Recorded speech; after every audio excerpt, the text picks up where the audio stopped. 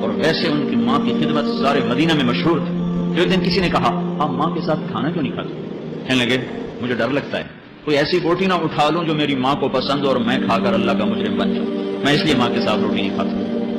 موسیٰ علیہ السلام اللہ سے کہنے لگے یا اللہ میرا جنت کا ساتھی کون ہے؟ تو اللہ تعالیٰ نے فرمایا فلاں قصاب قصائی، ہماری پنجاب میں قصائی، یہ گوشت کاٹنے والے بیچنے والے، کہ وہ تیرا ساتھی. موسیٰ علیہ السلام نے پوچھا کہاں؟ فلاں بازار. یہ نام بڑے حیران کہ قصائی موسیٰ کلیم کا ساتھی. بازار گئے، ایک قصائی گوشت بیچ رہا ہے، کاٹ رہا ہے، اور قصائیوں کی طرح شام ڈھلی، گوشت کا ٹکڑا تھیلے میں ڈالا، کندھے پہ لٹکایا، گھر کو چلا. موسیٰ علیہ السلام ساتھ ہو لیے. جب وہ گھر میں جانے لگا میں آ جاؤں، اس نے پہچانا نہیں، کہا آ جاؤ.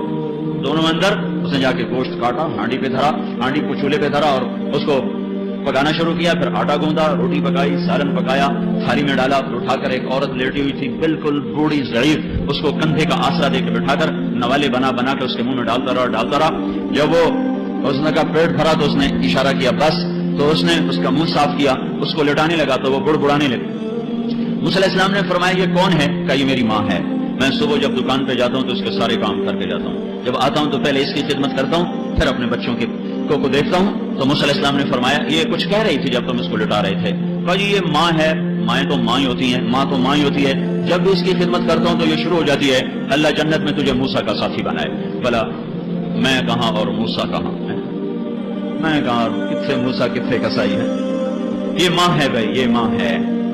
جب یہ ماں باپ جب مر جاتے ہیں تو یہ وہ سرمایہ ہے جس کی کوئی واپسی نہیں ہے.